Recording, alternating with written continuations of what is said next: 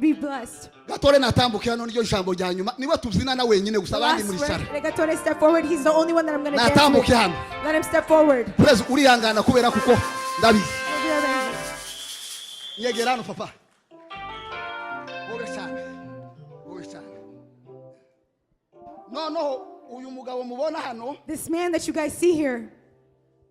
Uniwe mwambaro za nambara nkabegwa cyane mu materaniro. He's the cloth that I wear in the services and I feel that I look good.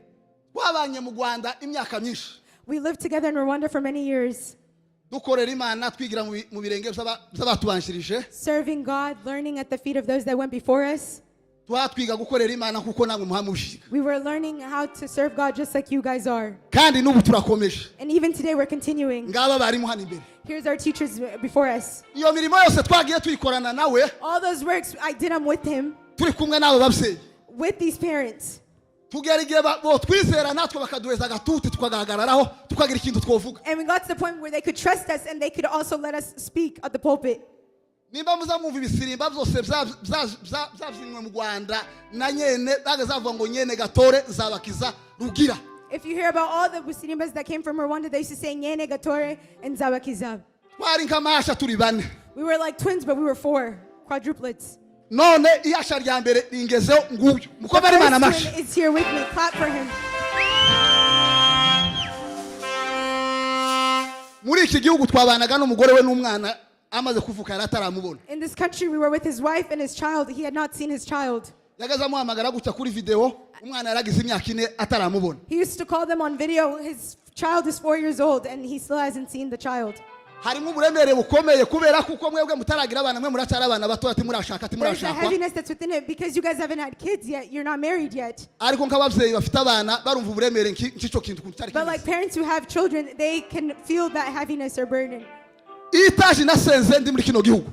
The prayer request that I had, Nabwiye Imana ngo nisana no mugabo uzoza kumutega niyo masezerano nandi naragize. I told God that when he brings this man, I will go receive him. Uzosiga abana n'ibindi bintu byose nije mutazi kunda kuva mu hana vuba. I will leave my children and everything else. I'm one of the people that doesn't like to leave the city. Ariko umunsi yabonye visa. But when he got his visa, Nabwiye umugore ngo twiyegeranye tuje gutega gatore. I told my wife, let us put ourselves together and go. Dusiga abana tuje gutega gatore tushime Imana. Let us N'Imana imenye ko twakoze. and give thanks to God so that God may know what we have done as well. None ibi bintu bivugiye ku gatuti aho nasengeye Imana nasengeye iwacu sinari ndi hano ariko udututi twose n'utwanje nzatugira ububasha kubera Imana ko yatuti. I am saying this on the pulpit where I prayed to God. I prayed back home, but I'm saying it on the pulpit because all the pulpits are mine. Gatore aba bantu bose baragusengeye barakuze. So all these people prayed for you. They know you. Harimo abavyeyi bakureze There's parents that raised you. Charles was your parent. Harimo umuvyeyi nkomezi twageze iwawe niwe wari gutega mbere utarashika mu nzu. He came to receive you before you even get to your home. Icyo mwasengeye nguyu Gatore. Here's Gatore. Ikindi yashikiye hano muri Kentucky yashikiye ku muvyeyi Charles ndamugushikirije yashikiye wanje. Here in Kentucky he came to the parent Charles. He didn't come into my home. Baraziranye muzamenye uko mwigenza uyu ni umuvyeyi mwiza. They know each other. This is the parents. None turavyina isegonda imwe ya ararushe. He's tired. And then I'm going to give thanks to God for what I prayed for. As we're about to finish, that's when I'm going to welcome all those people. Let's give 2 people and then in the last minute, 15, come forward. Let us clap for the Lord. Aravuga ijambo rimwe ntavuga menshi azoshima Charles azomweza umwanya avuga ijambo rimwe namara tubone kubyina. He's going to say one word and then we're going to dance. Hallelujah. Hallelujah. Mfashe umuntu wese. Help me everyone. Wishimiye ko nari maze imyaka 5 ntabana n'umuryango. I had been 5 years with me not being with my family. Waba utanzi. If you don't know me. Kandi nawe unzi.